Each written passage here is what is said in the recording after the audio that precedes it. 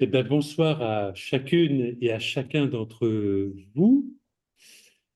Merci d'être là pour le dernier jeudi du Prado. Tout à l'heure, avec Xavier, je lui présentais le parcours qu'on avait fait cette année. Peut-être vous le rappelez, hein, vous avez peut-être participé à l'une ou l'autre de ces rencontres. On s'était retrouvés en septembre au moment du mois de la création et on avait invité Jean-Yves Leborgne, qui est un Breton et qui est dans le diocèse de Rennes chargé d'animer le réseau du mouvement Laudato Si. Et puis, de mon côté, humblement, j'avais essayé de vous présenter ce qu'était le label Église verte. Aujourd'hui, un certain nombre de paroisses s'y sont engagées. Après, nous avions reçu Florence Loubert, qui nous avait parlé des biographies hospitalières. Ça avait été un moment assez important, c'est-à-dire des personnes proches de la fin de vie ont envie de déposer, d'offrir un message ou offrir ce qu'a été leur vie à leurs plus proches. Et donc, elle nous a témoigné de ce compagnonnage et de ce temps de vérité avec les personnes qu'elle rencontrait. Après, on a eu une très... Pour moi, ça a été celle qui m'a peut-être le plus touché. Ça a été le territoire zéro chômeur avec le Villeurbanne. Hein. C'est pas tout à fait... C'est Villeurbanne, côté États-Unis.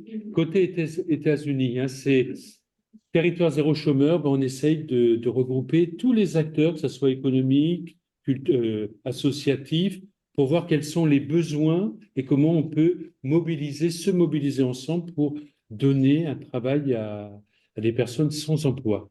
C'est vrai que ça avait été une soirée. Après, on a vu une soirée plus pradosienne, mais qui évoquait la vie spirituelle, qui était la place du désir dans la vie spirituelle, et en particulier comment ce désir avait animé la vie d'Antoine Chevrier. Après, on a rencontré les chrétiens, mais j'ai toujours du mal à le prononcer. Érythréens, voilà, qui viennent régulièrement prier dans ce lieu. Ben, ils nous ont partagé leur vie, hein, leur migration, puis comment ils célébraient. Et puis l'avant-dernière soirée, ben, c'était autour du très beau tableau qu'on trouve dans la chapelle du Prado sur l'Annonciation. Voilà.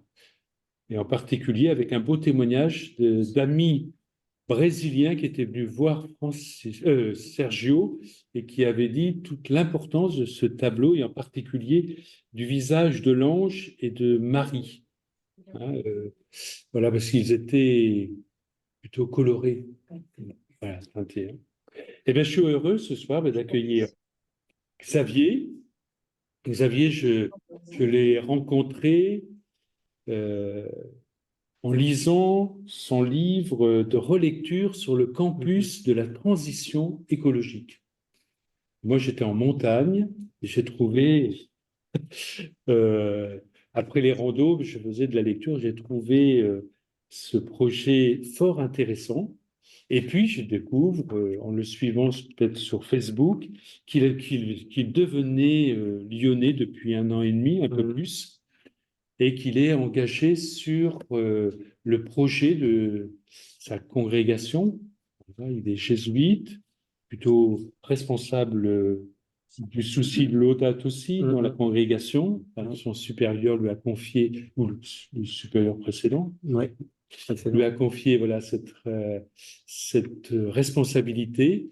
Et donc, il essaye, avec toute une équipe, il va nous le partager, de créer à Châtelard un écolieu là, qui essaye de répondre à l'invitation de l'encyclique Laudato Si. Et puis, il a écrit ce petit manifeste d'espérance engagée voilà, moi, j'ai eu la joie de lire. Et en particulier, je trouve dans ton livre, Xavier, tu revisites les trois tria munera de nos baptêmes, prêtre, prophète et roi, pour faire plus simple. Et je trouve que de les relire à la lumière des défis environnementaux qui sont devant nous, c'est une belle relecture pour le baptême. Merci de nous rejoindre et de nous présenter voilà, les deux lieux que tu accompagnes, un que tu as accompagné et qui continue, et puis celui que tu es en train de mettre en route, ou même déjà même, parce que j'ai vu que la cuisine était, voilà. À changer. Voilà. Ben, merci beaucoup de l'invitation. De fait, moi, je suis lyonnais depuis 1 an et demi. Alors, j'ai été lyonnais 2 ans au noviciat rue Sala, mais le noviciat, c'est quand même un moment d'une bulle dans le temps et dans l'espace. Donc, en fait, je connais pas grand-chose de Lyon.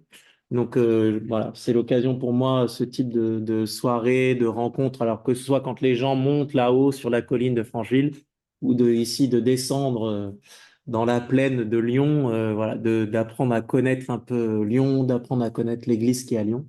Donc, j'étais ravi de la proposition de venir ce soir. Alors, pour commencer, je vais vous proposer un petit exercice. Voilà. Après, je poserai. Et du coup, la première consigne du petit exercice, alors en ligne, il faudra le faire dans sa tête. La première consigne, c'est de se mettre en binôme. Alors, il faut que vous trouviez quelqu'un, vous allez voir parler avec la personne. Voilà. Alors, est-ce que vous êtes par binôme? Ça va? Ça va. Alors, il faut choisir quelqu'un à côté de soi, oui.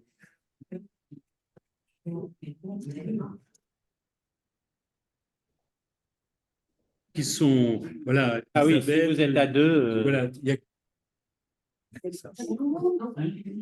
Alors, est-ce que tout le monde a son binôme? Oui? ça va?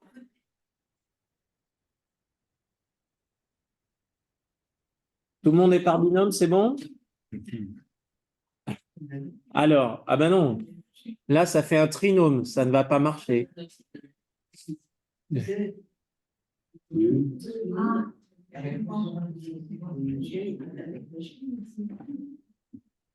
Alors, là, c'était la première consigne, faire un binôme. Voilà, de quoi constituer le binôme. La deuxième consigne, c'est dans le binôme, celui ou celle qui a les cheveux le plus clair va être la lettre A et celui ou celle qui a les cheveux le plus sombres va être la lettre B.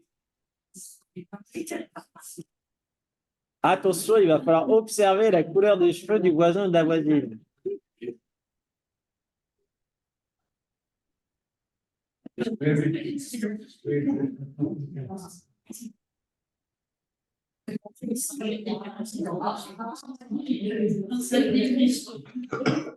OK? Alors maintenant, on est en binôme, on sait qui est A et qui est B. Maintenant, je vais commencer une phrase. Imaginons ce soir, avant de venir, j'ai mangé. Ce ne sera pas ça la phrase, mais imaginons ce soir, avant de venir, j'ai mangé. Et je vais arrêter la phrase là. Et ce sera à vous, alors ce sera d'abord à A de compléter la phrase pendant 1 minute. Et puis ce sera à B de compléter la même phrase pendant 1 minute. A écoute B. B écoute A. Il ne commente pas, il ne rebondit pas. Et si B dit j'ai mangé des carottes, ça va prendre 3 secondes, ben, il y aura 57 secondes de silence. Et c'est pas grave. S'il dit j'ai mangé des carottes, ah non, pardon, j'ai mangé un steak tartare, on peut corriger, c'est pas grave. D'accord? Donc, maintenant qu'on a les consignes, je vais donner la vraie phrase. Attention. La phrase que A puis B va devoir compléter est la suivante. Un lieu où je me sens en communion avec la création, c'est un lieu où je me sens en communion avec la création, c'est. La parole est à A pour 1 minute pour compléter cette phrase.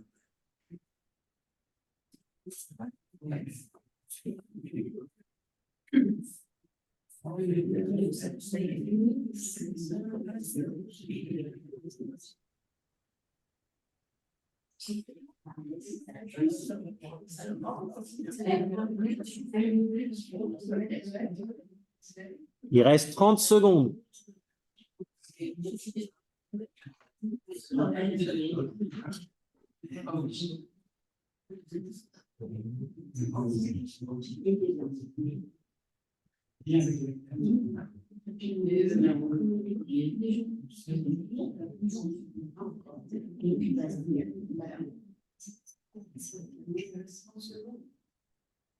Alors, A peut terminer sa phrase, ça y est, c'est fait. Et maintenant, c'est à B de compléter la même phrase pendant 1 minute. Un lieu où je me sens en communion avec la création, c'est. La parole est à B pour 1 minute.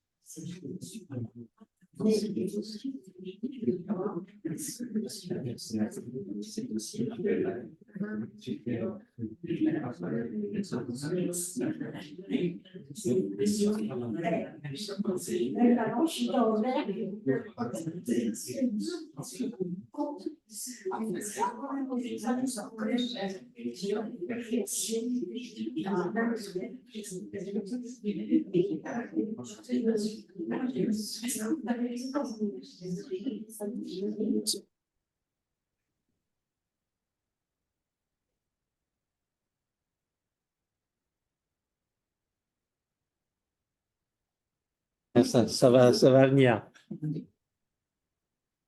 Allez, B peut terminer tranquillement sa phrase. Et on va du coup pouvoir passer les premières slides. J'aime bien commencer par ce genre d'exercice. D'abord, ça évite que ce soit que moi qui cause.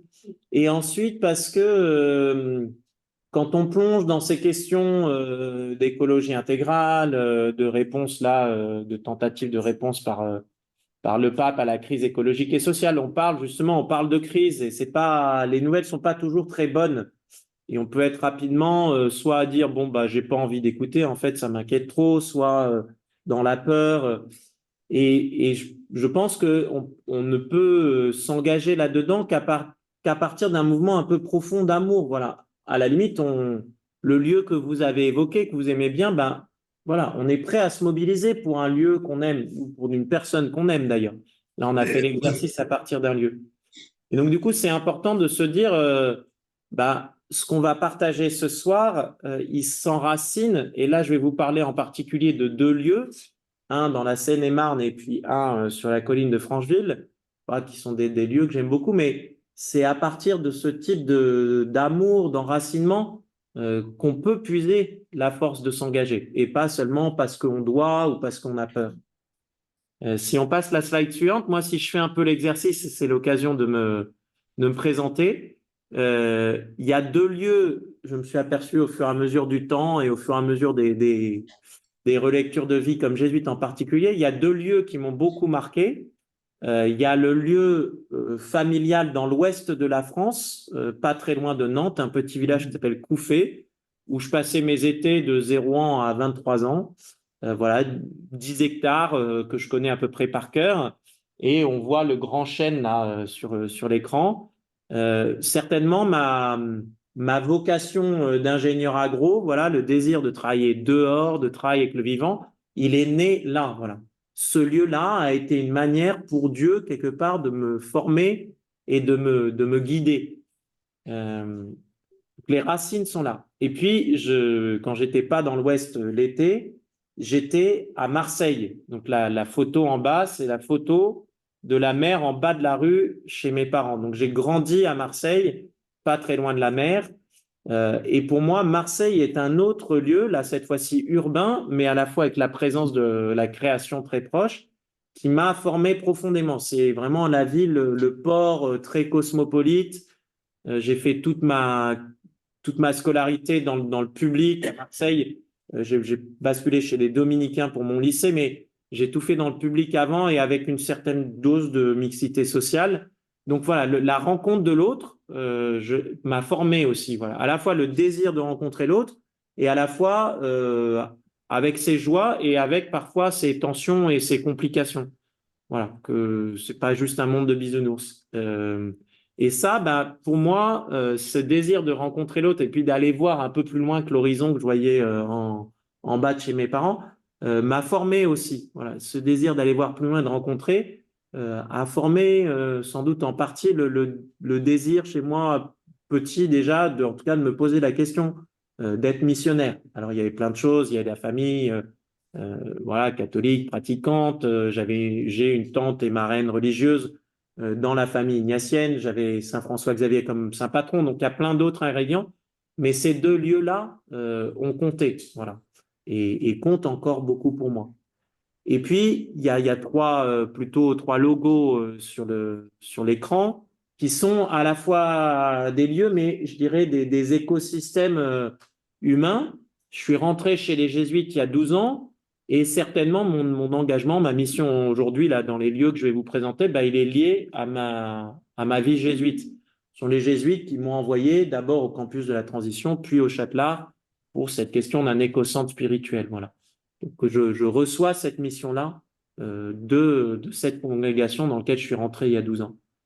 Et puis, justement, dans cette congrégation, on m'a envoyé en 2018, donc à quasiment 6 ans, après 2 ans de noviciat, après 5 ans d'études de philosophie et de théologie, j'avais 2 ans de stage à faire et un peu hors des cadres habituels, on m'a envoyé aider à démarrer ce projet de campus de la transition. Je vais y venir.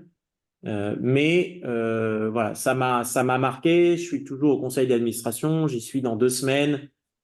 Pour moi, c'est un projet laïque, écolo, très engagé. C'est ma ruche écolo. Voilà, c'est mon lieu de connexion avec ce qui se passe dans le monde, on va dire écolo au sens large, en France. Et puis, bah, c'est un lieu physique en Seine-et-Marne. Voilà, 6 hectares de terrain, un grand château qui avait servi d'école aux religieuses de l'Assomption et qui était vide depuis 2 ans. Bon. Donc, à la fois ce lieu-là et puis les grandes amitiés tissées là-bas. Et puis, le deuxième lieu où on m'a envoyé après ça, alors on m'a renvoyé faire quelques études bonus parce que c'est un peu lent à former un jésuite. Donc, on m'a envoyé me spécialiser en éco-théologie. Donc, la théologie chrétienne interrogée par le contexte de crise écologique et sociale. On peut dire que Laudato Si, c'est une bonne vulgarisation d'éco-théologie. Et puis après ça, donc du coup, le provincial m'a envoyé au Châtelard il y a 1 an et demi. L'année dernière, c'était pour se poser la question. Il avait un concept d'éco-centre spirituel dans la tête, j'y viendrai, mais il savait pas trop ce que ça voulait dire en vrai. Donc il nous a envoyé à quelques-uns avec 1 an pour explorer. Est-ce que ça sert de faire un éco-centre spirituel? Oui, non. Est-ce qu'on peut le faire au Châtelard? Oui, non. Bon, la conclusion en juin, ça a été que oui. Et donc, du coup, depuis juin l'an dernier, depuis à peine 1 an, bah, on s'y met. Alors, je viendrai à la fois sur des choses très concrètes, sur des retraites, sur des formations. Alors, si on passe à la slide d'après, voilà un peu les 2 lieux pour vous situer. Donc, le Châtelard, bah, vous connaissez, c'est la Croix-Bleue, c'est à côté de Lyon, c'est Francheville. Et puis, le campus de la Transition, c'est la Seine-et-Marne. C'est la Seine-et-Marne à la limite avec Lyon. Oui, c'est un pays très plat. Voilà, c'est un pays aujourd'hui de grande céréaliculture. C'est pas du tout le même pays que les collines de Francheville qui tendent vers les monts du Lyonnais, où il y a encore beaucoup de polyculture élevage. Voilà. Et en même temps, on était dans la région parisienne, mais à 1 heure de train plus une demi-heure de voiture, tandis qu'au Châtelard, je suis à 40 minutes de bus de Bellecour, quoi. Donc, c'est pas du tout le même lien à la ville, alors même que quelque part, je suis presque plus à la campagne, où la campagne est plus belle là où je suis à Francheville qu'elle ne l'était en Seine-et-Marne. Voilà. Et ça, je trouve que, en tout cas, moi, ça me touche. Alors, il y a peut-être aussi mon côté d'ingénieur agro, mais la terre sur laquelle on vit forme les hommes qui y vivent. Voilà. C'est peut-être un peu moins vrai en ville, quoique je suis sûr qu'on pourrait regarder que les collines et les fleuves de Lyon ont sans doute formé la manière d'être lyonnais différemment de la Seine à Paris ou de la Méditerranée à Marseille. Donc, ça, j'y suis sensible et c'est pour continuer à se dire que, bah, tiens, dans les lieux qui ont formé mon histoire, comment est-ce qu'ils m'ont formé? Voilà, ce lien entre la terre et les hommes me semble particulièrement important. Alors, le premier lieu, je vais l'évoquer à travers quelques photos, c'est le campus de la Transition. Donc, le campus de la Transition, ça marche avec trois échelles. Vous voyez la photo là de ce très beau château 19e avec les belles plantations, les fleurs, c'est le printemps. Donc ça, c'est la partie écolieu. Alors, dans l'écolieu, vous avez, quand on est arrivé en 2018, donc on a posé nos sacs dans ce grand lieu qui était vide depuis 2 ans, avec Cécile Renoir, donc qui est religieuse de l'Assomption, qu'on voit en bas à droite, qui enseigne aux facultés Loyola, que j'avais eu comme prof avant d'aller travailler avec elle. Et puis qui enseigne sur des questions d'éthique. Elle a fait une thèse sur l'impact des multinationales dans les pays des Suds et elle enseigne à l'ESSEC dans une école de commerce, elle enseigne à l'école des mines à Paris, dans une école d'ingénieurs, autour de ces questions d'éthique, de transition écologique, de responsabilité des entreprises. Bon. Et avec plusieurs copains profs et quelques copains étudiants, ils se sont dit, mais en fait, ils enseignaient tous sur ces questions un peu autour de l'écologie, on va dire, mais qui en droit, qui en éthique, qui en ingénieur, qui en commerce. Mais seulement, c'était toujours un peu marginal dans les universités ou les grandes écoles où ils étaient. Donc, ils se disaient, on rêverait d'un lieu où enseigner ensemble et de manière cohérente. Et c'est bien que c'est un lieu pour avoir un côté incarné. Donc, les religieuses de l'Assomption, dont Cécile fait partie, qui avaient ce lieu vide depuis 2 ans, ont dit, nous, on est prêtes à mettre le lieu à disposition. On a bien compris que c'était un projet laïque, parce que pour travailler avec les universités et les grandes écoles, on ne va pas faire un projet catho, on ne va pas faire un projet musulman ou juif non plus, ça ne marcherait pas. Donc, c'est bien un projet laïque, mais nous, comme religieuses, de toute façon, ce lieu-là est vide et on le met à disposition pour contribuer au bien commun. Bon, très bien. Donc, nous, on est arrivés là-dedans un soir avec Cécile, tous les deux. Puis, assez rapidement, on a été 6.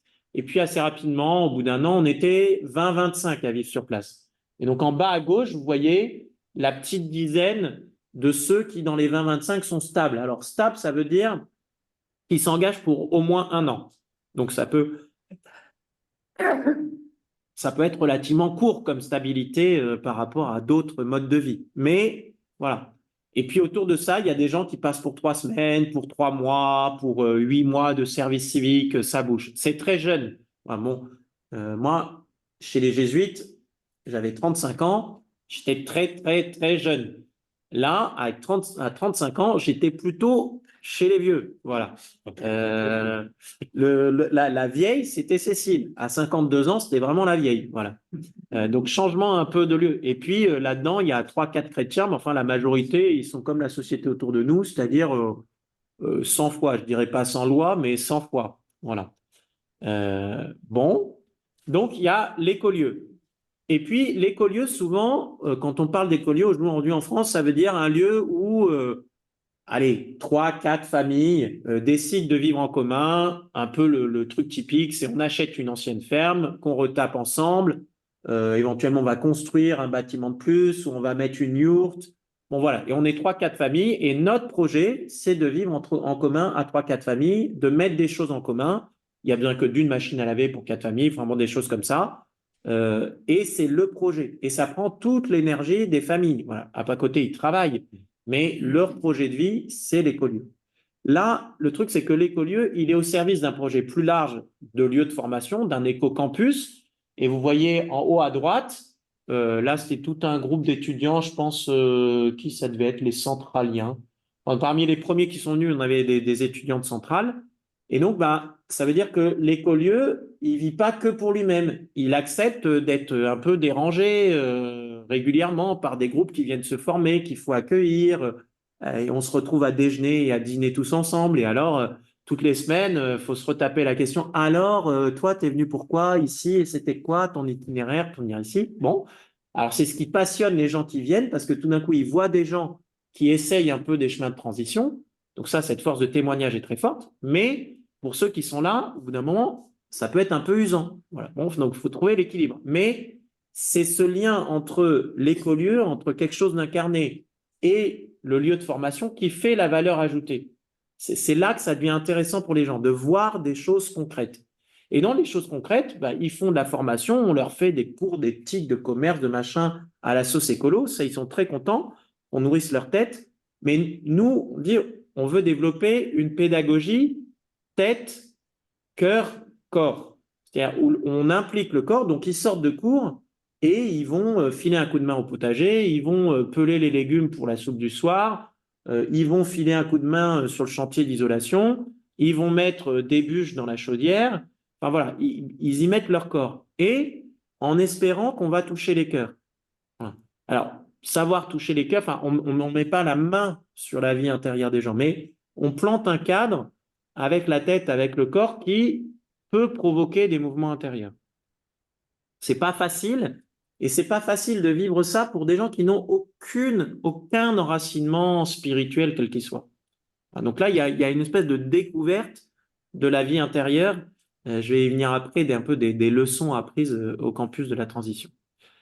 Et puis, ça, c'est la deuxième échelle, donc l'éco-campus. Et puis, il y a une troisième échelle qui est de travailler en réseau. Parce que dès le début, l'idée, c'était, bon, si on monte un lieu de formation, que dans 10 ans, 2028, on forme 1000 personnes par an, ce sera génial. Mais enfin, c'est absolument rien par rapport aux changements nécessaires. Donc, on ne va pas essayer de monter un lieu de formation en compétition avec les universités, avec les grandes écoles qui, elles, forment des milliers d'élèves. Nous, eux, c'est des gros paquebots, ils changent très lentement. Nous, on est un tout petit voilier, on va garder l'avantage du tout petit voilier de pouvoir essayer plein de choses, se casser la gueule, se redresser, réussir des trucs, et puis on va chercher à partager. Et donc, on va chercher à être en réseau. Et ça passe par des conférences, la publication de bouquins, d'articles de recherche. Et il y a à la fois des réseaux avec des universités et des grandes écoles, en France, en Europe, et puis dans deux autres lieux à l'international. Et puis il y a aussi des réseaux avec justement des écolieux qui parfois sont actifs là-dedans depuis 30 ans. Donc ils savent mieux que nous les trucs de permaculture, de chauffage, de ceci, de cuisine végétarienne, mais qui restent relativement marginaux et qui disent, nous, ça nous intéresse de travailler avec vous. Ça donne un peu de sérieux universitaire à ce qu'on raconte, et parfois le monde écolo raconte des choses qui sont des gentilles histoires, mais qui ne tiennent pas trop la route d'un point de vue scientifique, et on est prêt à travailler avec vous là-dessus. Et en même temps, tout ce qu'on a acquis de compétences et de savoir-faire, ça va pouvoir être partagé à des gens qui sont en formation, à des jeunes en formation et dans des universités, des grandes écoles. Donc, on espère pouvoir contribuer à changer un peu le système en travaillant en réseau avec vous. Voilà. Donc ça, c'est la photo en bas à droite. Vous voyez Cécile en train de faire la promotion d'un petit livret qui s'appelait Pédagogie de la transition, qui fait partie de toute une collection de livrets qu'on a fait, que le ministère nous avait commandé au départ, le ministère de l'Enseignement supérieur et de la Recherche, pour aider les universités et grandes écoles à changer, parce qu'ils avaient leurs étudiants qui leur mettaient la pression en leur disant « vous ne changez pas assez ». Voilà. Si on passe la slide suivante, on change de lieu. Donc là, je passe du campus de la transition à l'éco-centre spirituel du Châtelard. L'intuition de départ de l'éco-centre spirituel, c'était de la part du provincial chez les jésuites, là, se dire, bon, en termes d'écologie, on est de transition, on a 1 milliard de choses à apprendre de gens qui font ça très bien, quelques chrétiens, majoritairement pas chrétiens, donc pas parce qu'on a Laudato Si qu'on aurait tout compris. Donc, on a un tas de choses à apprendre d'eux. Peut-être que, comme chrétien, ce qu'on peut apporter, c'est une profondeur spirituelle, et je vais essayer de développer ça juste après. C'est une profondeur spirituelle à ces questions de transition, voilà, que finalement, c'est pas juste des questions de transition technique, économique, mais il y a un enjeu de conversion à l'intérieur. Bon. Et puis, comme chrétien, comme jésuite, peut-être ce qu'on peut apporter là-dedans, c'est qu'un certain nombre de personnes, ça vaut au sens large, j'en ai croisé beaucoup au campus de la transition, ça vaut pour un certain nombre de chrétiens, cette question de la crise écologique et sociale pose des questions sur un peu le sens de ma vie. Et pour caricaturer, j'ai 45 ans, je suis père de famille, j'ai 2 jeunes enfants, j'ai fait une école de commerce, après je suis allé faire du marketing chez Coca-Cola. Mon job, ça consiste quand même in fine à vendre toujours plus de Coca-Cola. Et en fait, mes gamins ont 10 ans, 15 ans, commencent à me poser des questions sur ce que je fais de ma vie parce qu'on leur dit que la planète, elle brûle. Et je sais pas trop quoi leur répondre. Voilà. Donc, je me pose la question, je suis chrétien, je me dis, je fais quoi de ma vie? Et je cherche des lieux, voilà, où discerner un peu ce que je vais faire. En même temps, il faut bien faire vivre les gamins. J'ai acheté une maison, j'ai un prêt à rembourser. Bon, voilà. Mais à quoi est-ce que Dieu m'appelle là-dedans? J'entends le pape qui dit, voilà, dans Laudato Si, on appelle à une conversion. Bon. Donc, c'est ce type de profil-là, comment est-ce qu'on peut les aider avec, en tout cas dans la spiritualité d'Ignace de Loyola, quelques outils spirituels pour aider là-dessus. Donc, c'était cette idée-là de dire, il y a l'importance du lieu, enfin du concret, il faut montrer que c'est possible. Un lieu où on prie, un lieu où on discerne. Bon, chez nous, en tout cas chez les jésuites, on a les centres spirituels. Ça regroupe un peu les 3 critères. Et dans les divers centres spirituels qu'on a, le Châtelard, c'est plutôt pas mal comme principe. 36 hectares, 40 minutes de bus du centre-ville, une biodiversité très préservée parce que contrairement tout autour de nous, encore dans les 2 dernières années, il y a 50 maisons qui se sont construites. Voilà, mais nous, comme c'était le centre spirituel et qu'il fallait du silence autour, on a gardé les 36 hectares à peu près intacts. Et donc, il y avait la Ligue de protection des oiseaux, France Nature Environnement, tout ça qui était très content, qui nous connaissait, qui depuis 15 ans venait régulièrement regarder en disant, en fait, vous êtes la première morceau de terrain un peu large de l'ouest lyonnais qui n'est pas clôturé, donc où les animaux peuvent circuler. Et puis, en même temps, vous êtes entouré de petits trucs morcelés, de villas à droite, à gauche. Et donc, c'est un très bon point d'observation de l'interaction entre la ville et la nature. Voilà. Donc, depuis 15 ans, il venait faire des relevés d'oiseaux, de blaireaux, de chevreuils, de ceci. Bon. Alors, on est arrivé là-dedans, au Châtelard. Moi, j'étais à mi-temps. Il y avait un laïc qui venait de débarquer comme directeur du centre spirituel, et puis un autre jeune jésuite à mi-temps.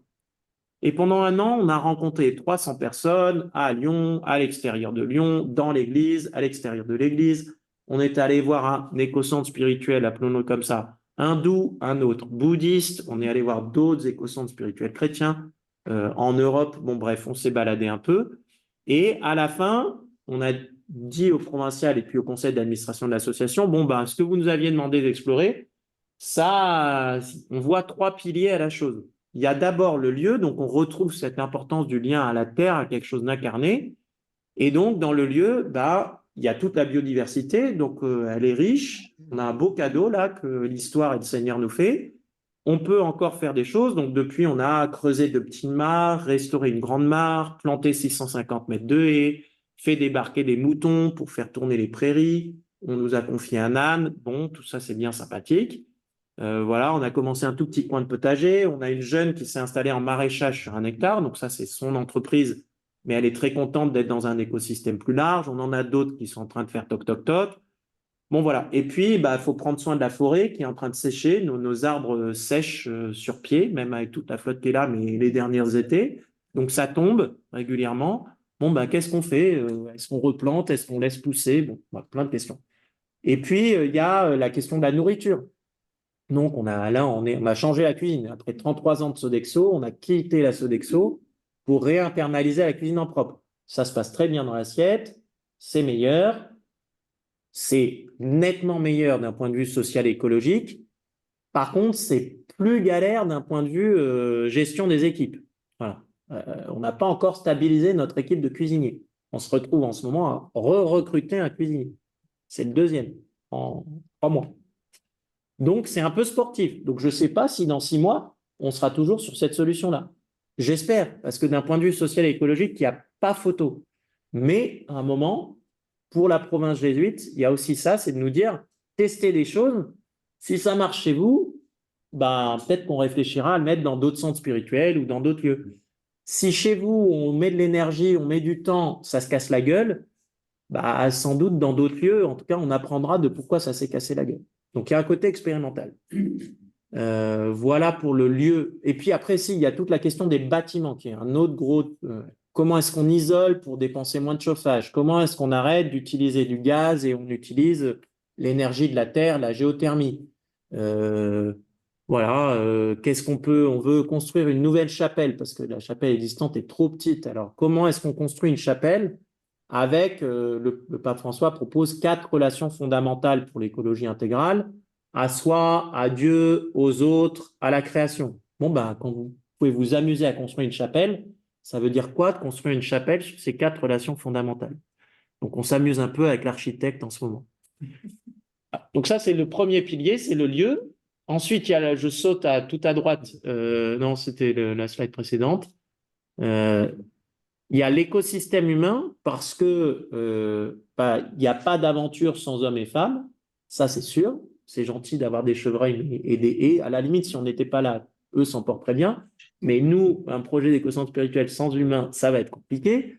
Quand je suis arrivé il y a 1 an et demi, le Châtelard, c'était 180 bénévoles, 9 salariés et 6 jésuites, plus les 4 de la Sodexo qui étaient employés par la Sodexo. Aujourd'hui, on est 220 bénévoles.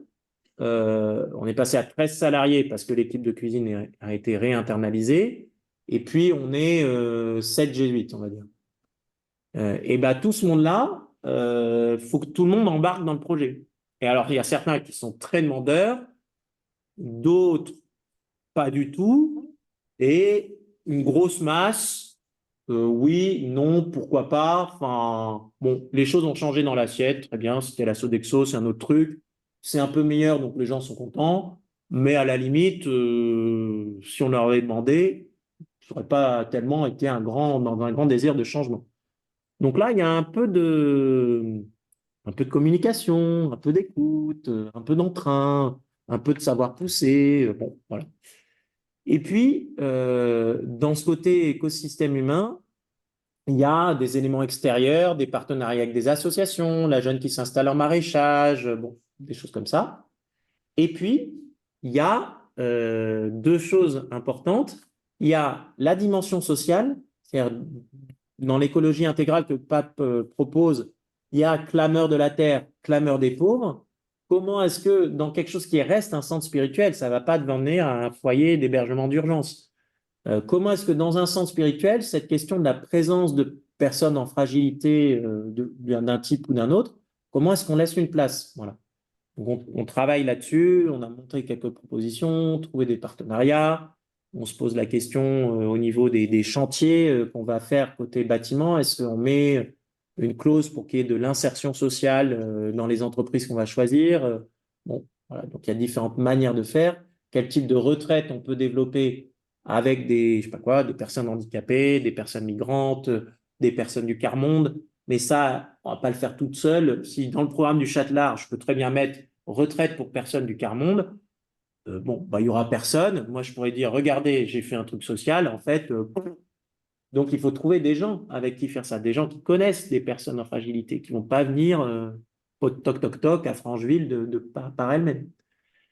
Donc ça, c'est un truc important de la partie écosystème humain d'une écologie intégrale. Et puis la deuxième, et ça c'est un apprentissage du campus de la transition, je vous disais l'importance à table des gens qui venaient au campus de rencontrer les gens qui habitaient sur place et qui s'étaient mis en transition, de dire, ah, on peut commencer quelque chose, on peut se lancer dans l'aventure.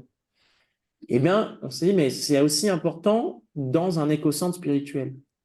Et si ceux qui habitent sur place, qui est le cas aujourd'hui, c'est seulement des jésuites, c'est sympathique, mais c'est des hommes célibataires, majeurs, qui ont fait vœu de pauvreté et qui reçoivent un soutien de leur congrégation.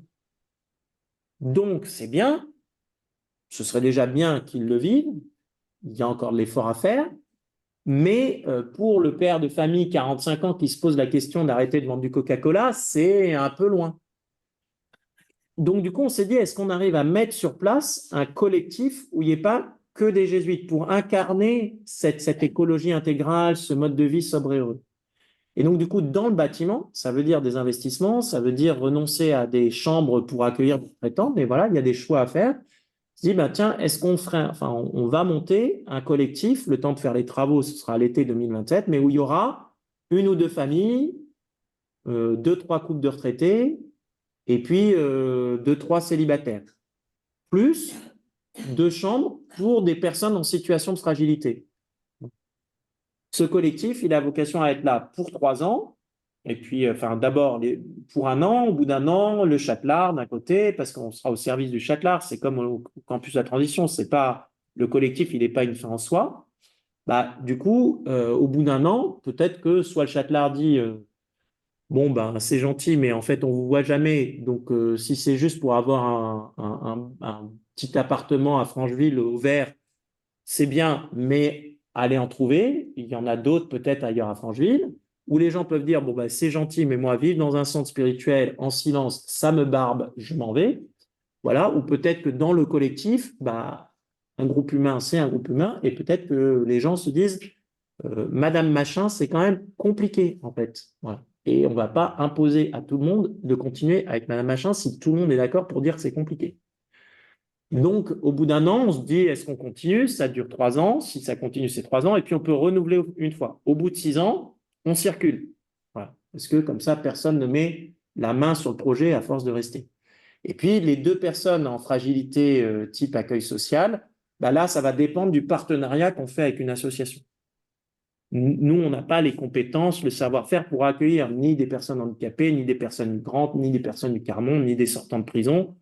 Voilà. Donc, ça dépendra du partenariat qu'on a avec des assos. Si elles nous disent bah, c'est pour 2 ans, c'est pour 2 ans. Si c'est JRS qui nous dit c'est pour 6 mois, c'est pour 6 mois. Voilà, on verra. Ça, c'est le deuxième pilier, écosystème humain. Et puis tout ça, c'est pour aider, être au service de la maison, contribuer au fond spirituel de la maison, au programme spirituel. Ça, c'est le troisième pilier. La maison, sa spécialité, c'est de donner les exercices spirituels de Saint Ignace et de former à l'accompagnement spirituel. Ça reste. Seulement, Saint Ignace, il dit, quand un retraitant vient et dit à son accompagnateur, il ne se passe rien dans ma prière, on ne gratte pas pour dire, mais comment, vous n'avez pas vu Jésus qui se baisse pour voir cette femme au sol, c'est quand même magnifique, comment vous n'avez pas fait pour être touché et converti? Saint Ignace, il dit à l'accompagnateur, ben, on interrogera sur le cadre. Ah bon, il ne se passe rien dans votre prière. Mais alors, en fait, donc il y avait 4 temps de prière à caler. Vous les avez calés quand, vos temps de prière? Alors, ça m'est arrivé une fois ou l'autre. Ah non, mais en fait, moi, j'ai fait un temps de prière. Ah bon, d'accord. Et le reste du temps, ah bah, je suis allé me promener, j'ai dormi parce que je suis très, très fatigué, j'arrive en fait. Ah bon, ah d'accord. Bon, bah. Donc, et Ignace, il dit, on interroge sur le cadre parce que c'est le cadre, en fait, qu'on pose. Et puis après, le créateur et la créature, ils s'arrangent. Mais du coup, nous, en changeant le lieu et en changeant l'écosystème humain, on change le cadre. Et donc, sans doute, il n'est pas impossible que des gens qui ne viennent pas pour des retraites écolos, bah, il se passe quand même quelque chose parce qu'ils mangent différemment ou parce qu'ils voient les moutons et l'âne. Tiens, ça va peut-être les aider à contempler Jésus qui rentre sur un âne dans Jérusalem à la Passion ou le bon berger. Voilà. Ça a déjà aidé des gens de voir le jésuite camerounais qui est avec nous, qui balade les brebis là, et il y en a une qui était en train de prier avec Jésus et la brebis perdue, bah, ça l'a marqué. Elle en a parlé à son accompagnateur spirituel. Elle dit, et c'est incroyable. Les brebis, il les regardait même pas, il parlait et il savait, elle suivait, et lui, il savait qu'ils étaient derrière. Il y avait une confiance entre eux. C'est incroyable. Jésus, berger, c'est ça. Ah ben, bon, ça débloque des choses. Ça débloque des choses. Donc, sur le cadre, même sur des retraites normales, il peut se passer des choses. Et puis après, on essaye de développer des retraites, on pourrait dire vraiment du côté éco-spirituel chrétien. Comment est-ce qu'on développe des retraites pour des chrétiens, des chrétiennes qui se disent, ben voilà, moi je porte cette question-là, j'aimerais mieux rentrer dans Laudato Si, je me pose la question de changer, de quitter mon job chez Coca-Cola pour aller faire autre chose, mais du coup, je cherche une retraite écolo. Et ça, c'est intéressant parce qu'on avait 6 propositions l'an dernier, on en a 18 cette année, ça représente 50 personnes l'an dernier, peut-être 200 cette année. Et c'est intéressant de voir le type de profil qui vient là. Il y a une grosse moitié, c'est des chrétiens, mais on va dire des cathos écolos. Donc, c'est des gens qui sont déjà engagés dans leur vie. Alors, on va avoir une retraite avec des jeunes. Il y a quelques jeunes, mais là, c'est pas mal des gens qui ont entre 40 et 60 ans. Et qui arrivent, et leur grand cri, c'est « Ah, enfin, je peux être catho et écolo. » Parce qu'avec les écolos, je ne peux pas être catho, et avec les cathos, je ne peux pas être écolo. Et là, enfin, je peux être les deux, et on peut partager, et on peut prier, et en même temps, on peut discuter de choses écolos.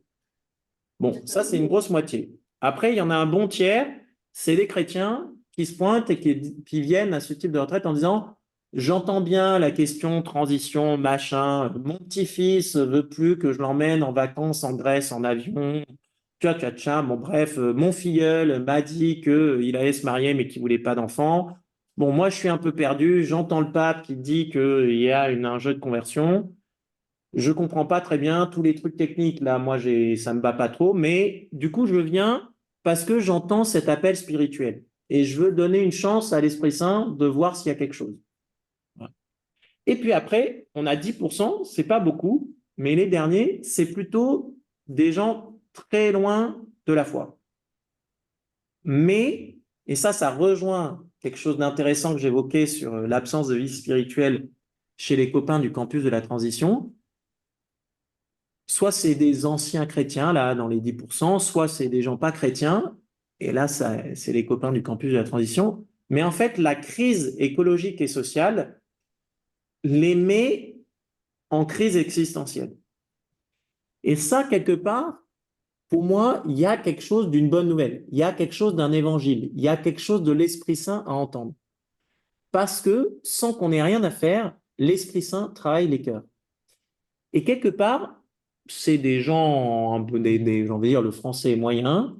Depuis 3 générations, on lui dit, t'inquiète pas, ça va toujours mieux aller, plus tu consommeras, plus tu seras heureux. Et grosso merdo, il faut bien dire que oui, la promesse est tenue. On a eu toujours plus. Alors, pas à tous, mais enfin, la grande majorité quand même, sur les 70 dernières années, sur les 3 dernières générations, on a toujours eu plus. Aller dire aux gens qui trouvent que le monde matériel, horizontal, c'est confortable et c'est toujours plus confortable. Non, mais je vous promets, vous avez une vie spirituelle, il faut s'intéresser. Bah oui, bon, oui, très bien. Mais je peux aussi aller faire du sport, je peux aussi partir en vacances, je peux aussi regarder Netflix. Tout va très bien. Et là, tout d'un coup, sans que nous, on n'ait rien à faire, en fait, cette promesse-là, cette espèce d'épaisseur matérialiste-là, elle se fendille, en fait. Et tout d'un coup, à travers ces fendillements, bah, il y a des questions de sens qui percent, sans que nous, on n'ait rien à faire. Ça fait 3 générations qu'on essaie de dire, vous savez, il y a quand même du sens, Jésus-Christ, tout ça, avec un succès relatif. Et là, bah, tout d'un coup, il y a quelque chose qui se passe sans qu'on ait à faire. Donc là, il y a une bonne nouvelle pour nous. Et puis, ça met les gens en route, et des gens, en fait, ça fait 2 ou 3 générations qui sont plus du tout chrétiens, plus du tout, rien du tout. Donc, c'est même pas des athées militants, voilà, qui bouffaient du curé.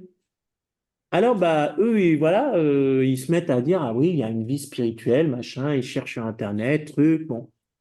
Puis ils tombent sur le concept peut-être d'une retraite bouddhiste et nature, de trucs, bon. Mais à la limite, s'ils tombent sur un truc chrétien, et ils peuvent tomber sur le châtain, on en a quelques-uns qui ont débarqué comme ça, bah ils sont prêts à venir écouter. Après tout, pourquoi pas? Ils y connaissent rien. Du moment qu'on leur dit qu'on va bouffer végétarien, qu'on va se poser la question du sens et qu'on est dans un endroit joli, eux, ça correspond à leur définition d'une vie spirituelle. C'est-à-dire, c'est quelque chose qui est ouvert à plus grand que soi. Alors, ça peut être la nature, Gaïa, un vague concept de Dieu quelque part, et qu'on leur dit qu'on va s'intéresser à leur vie intérieure, à ce qui se passe à l'intérieur d'eux, bah pour eux, ça, c'est à peu près, alors ils n'ont même pas conceptualisé, mais c'est à peu près ça, une vie intérieure. En fait, c'est plutôt une bonne base. Avec ça, on peut travailler. Voilà. Et peut-être leur faire découvrir la parole de Dieu qui aide à nourrir cette vie intérieure, ce côté un peu transcendant. Et en même temps, pas les envoyer comme certains trucs dans lesquels ils peuvent aller, planer là-haut dans une vie spirituelle, toute faite d'esprit, et où la matière, tout ça, c'est pas très important. Oui, mais c'est la parole de Dieu et c'est Jésus-Christ. Donc, c'est Dieu qui se fait homme. Donc, ben, ce qui se passe sur Terre, c'est important. Voilà. Donc, on essaye de développer ce type de choses-là. Alors, faut pas être naïf, c'est-à-dire, moi, j'ai un copain ou l'autre du campus de la transition qui vient, qui est venu me voir au Châtelard, ça les intéresse beaucoup. Quand même, pour beaucoup, l'Église, institution, reste, même s'ils connaissent rien, reste quand même toute institution. Ils aiment pas trop ça. L'Église, peut-être parmi celles qu'ils aiment le moins. Et puis, il faut dire que nos crimes sexuels et scandales à répétition n'aident pas à se dire, quand vous découvrez que vous avez une vie spirituelle, je vais aller la mettre dans les mains de ces gens-là. Voilà. Donc, ça ne facilite pas franchement le travail. Et je terminerai sur la dernière slide qui vient après. Je trouve que là-dedans, il y a quelque chose de très intéressant qui est d'être en dialogue. Et c'est bien ce que le pape nous propose dans Laudato Si. Alors, ça vient, je dirais, ça vient de très loin, mais on peut dire ça vient de Vatican II et puis de ce grand texte de Paul VI après Vatican II, un texte qui s'appelait Ecclesiam Suam, où il faisait une grande description en fait de ce qu'il espérait que l'Église deviendrait avec le souffle de l'esprit de Vatican II, et où, en particulier, Paul VI dit, bah voilà, l'Église est invitée à se faire dialogue, à se faire conversation, sans acheter à tout va ce que le monde lui dit, mais à rentrer en conversation avec le monde. Et c'est bien ce que le pape propose, par exemple, dans le chapitre 5, où il regarde les pistes d'action, il propose des séries de dialogues. Voilà. Et dès le départ, il dit, moi, je vais être en dialogue avec la science, avec la tradition chrétienne, avec la politique, avec l'économie.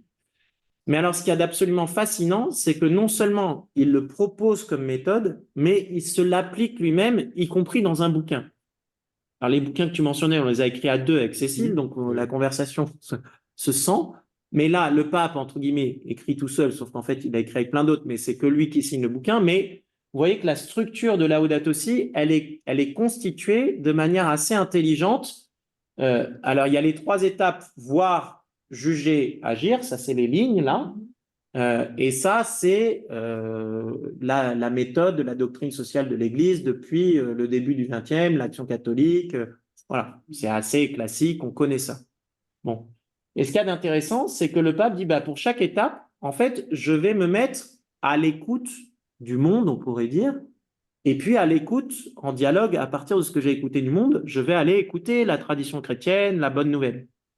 Et donc, du coup, il commence par écouter le monde pour voir, et là, il fait une description scientifique de la crise écologique et de la crise sociale. Et puis après, il va écouter, il va voir ce qui se passe dans l'écriture. Et il dit, bah, en fait, il y a une bonne nouvelle de la création. Et puis après, il dit, bon, bah, ça c'est bien, maintenant il faut descendre un cran plus profond, il faut juger bah, d'un point de vue philosophique, anthropologique, chapitre 3, donc c'est partager avec le monde, bah, elle est où la racine profonde d'un point de vue anthropologique? Ah bah elle est dans cette quête de toujours plus, dans ce paradigme technocratique. Bon. Ah bah alors, du coup, là, je vais regarder dans la tradition chrétienne, qu'est-ce qu'on a comme vision du monde, comme vision de l'homme qui pourrait nous aider? Et là, il propose non plus un monde machine, mais un monde relationnel. Voilà, les quatre relations fondamentales dont je parlais tout à l'heure. À soi, aux autres, à la création, à Dieu. Et puis à partir de ça, eh ben, on passe à agir à partir de cette vue profonde. Et ben, qu'est-ce qu'on va mettre en place comme action? Alors, ben, il propose, en gros, au monde entier, dans le chapitre 5, quelque chose d'assez classique dans les approches des papes. Il part du plus large du monde jusqu'au plus petit, la famille. Voilà. Et il décrit chaque tranche de la société et puis différents dialogues possibles pour que chaque étage de la société, chaque échelle de la société s'implique. Puis après, il dit, bon, ben non, je vais regarder côté chrétien. Et là, il l'invite, c'est assez intéressant, il dit aux chrétiens, bah, peut-être que là, on peut agir en particulier, c'est éducation et spiritualité. Et là, il fait des propositions spécifiquement aux chrétiens en disant, bah, voilà ce qu'on a dans notre trésor et qui peut être un champ d'action particulier. Ah, donc, vous voyez, je trouve que, et dans le campus de la transition, comme chrétien, en milieu complètement laïque, j'ai été marqué et très enrichi par ce dialogue. Aujourd'hui, en contexte chrétien au Châtelard, ben, ça reste quelque chose d'assez vivace. Et ce qu'on vit ce soir, pour moi, fait partie de ce dialogue interne à l'Église ou externe à l'Église. C'est très intéressant de voir des élus débarquer, de voir les naturalistes là, qui, en fait, des élus de droite ou de gauche, des naturalistes qui ne croient à rien et qui sont prêts à travailler avec l'Église sur un bien commun qui est 36 hectares de la biodiversité, un poumon pour une ville. Voilà, donc on peut servir le bien commun ensemble. Merci.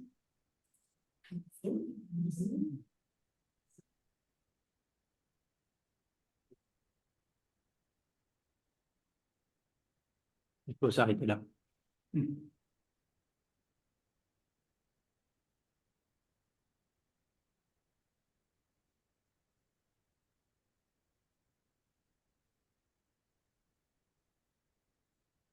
Ouais. Ouais. Comme ça, on y voit. Comme ça, on les sont nombreux.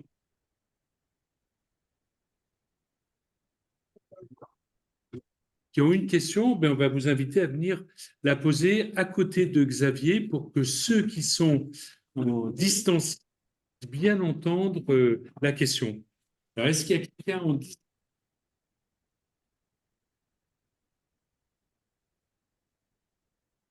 Pas de petit.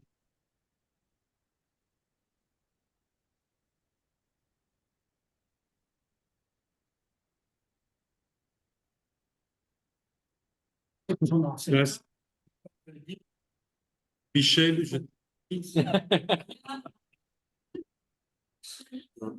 J'ai une question que je pourrais poser. Un souvenir, Henri Aubert, qui est connu. Alors, c'est aussi un petit témoignage que je vais donner. C'est une approche complètement différente de celle-ci. C'est une approche, on va dire, non écologique, plutôt politique, dans le sens de l'objection de croissance. À la suite de Jacques Ellul, à la suite d'un certain nombre de personnes, les décroissants, les objecteurs, etc.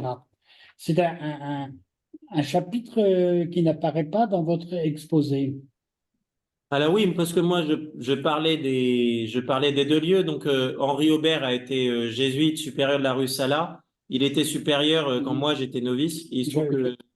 On a fait des colloques où on était 150, 180, enfin énormément de monde dans vos théâtres de la rue. Oui, c'est ça.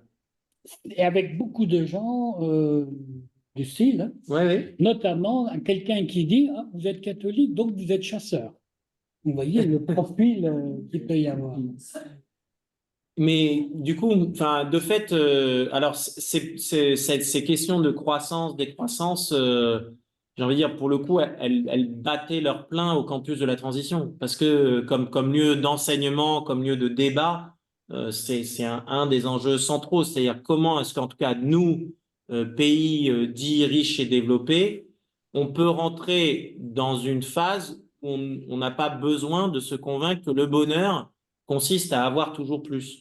Alors, on peut peut-être se dire qu'on a atteint un certain niveau de confort matériel et que notre bonheur se passera ailleurs. D'ailleurs, les indicateurs le montrent bien, c'est-à-dire on voit bien que la croissance économique, au bout d'un moment, quand vous voyez le PIB qui croît, puis vous demandez aux gens s'ils sont heureux. Alors au début, ça se suit assez bien et on comprend bien. Quand on n'a rien et qu'on commence à avoir un peu de confort matériel, le bonheur suit. Mais en fait, assez vite et depuis assez longtemps dans nos pays, la chose s'est découplée. C'est-à-dire le PIB a continué à faire comme ça, et puis le bonheur des gens plus ou moins stable. Voilà. Donc ça, c'était la grande question qui animait de plein de manières au campus de la transition. Et que ce soit au campus de la transition ou au Châtelard, la question, c'est de se dire, bah, comment est-ce qu'on incarne dans la vie, dans un lieu. Voilà. Et du coup, comment est-ce qu'on peut, par exemple, moins consommer de chauffage au Châtelard. Alors aujourd'hui, on est déjà passé de 22 à 19. Ça, c'est moins mal passé que ce qu'on pensait. Mais si je passe de 19 à 17, j'ai deux publics qui vont se mettre à hurler au Châtelard. J'en ai un, c'est Africains, Vietnam, qui viennent se former pendant plusieurs mois à l'accompagnement spirituel, dont l'hiver, et qui ont toujours très froid. Bon. Deux, les personnes de plus de 70 ans, dont un bon paquet viennent faire des retraites chez nous, et quand il faut rester 1 heure sur une chaise et qu'il fait froid dans la chapelle ou l'oratoire, ça se passe pas très bien. Et comme on veut quand même qu'ils prient dans des bonnes conditions, puis qu'ils dorment dans des bonnes conditions, on n'a pas trop d'autres solutions. On a atteint avec 19 degrés le seuil. Là, ça va être les questions d'isolation. Voilà. Donc, mais c'est vrai que c'est moins le débat intellectuel était plus présent au campus de la transition qu'il ne l'est au Château. Mais j'espère qu'on peut nourrir les deux, quoi. Les deux doivent se nourrir mutuellement pour pouvoir faire l'engagement politique, l'engagement très concret. Ce qu'on a fait cette année, c'est d'organiser avec le café associatif Le Simone, on a organisé 3 conférences sur cette thématique de l'écologie à la rue Sala. Aussi parce qu'en fait, organiser des conférences à Francheville, là-haut, Châtelard, c'est bien, mais c'est quand même plus difficile d'accès. Et donc, du coup, on a préféré se mettre en partenariat et se mettre au centre de Lyon, plus proche des gens. Mais j'espère qu'on va pas être qu'un écolieu, que l'expérience va pouvoir nourrir des réflexions plus larges. Je dirais que la tendance que vous avez par rapport au décroissant, elle est plus calme. Elle est plus, on va dire, plus consensuelle, plus gentille, moins politique. Donc, elle fait moins peur.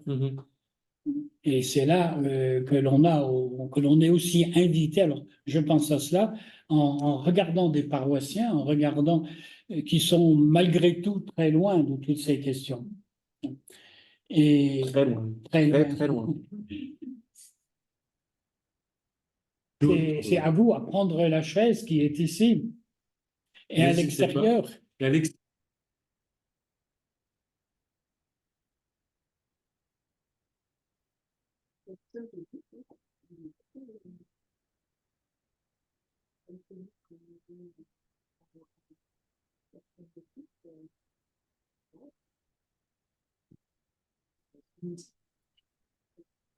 Parmi nous.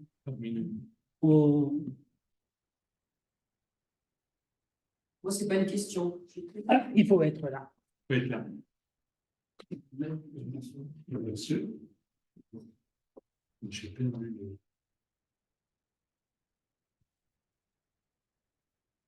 Alors, moi, c'est pas une question, c'est j'allais dire, c'est pas non plus une confirmation, mais c'est un exemple de vécu récent.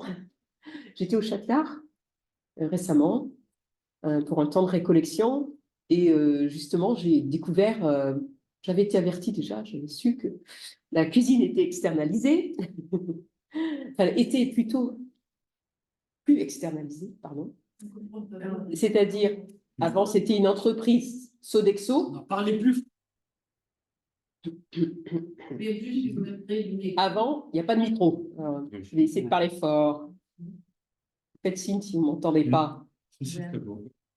Donc, la cuisine au Châtelard, auparavant, vous l'avez bien dit, Xavier, c'était une entreprise Sodexo. Donc, extérieure, des salariés qui... Voilà, sur place.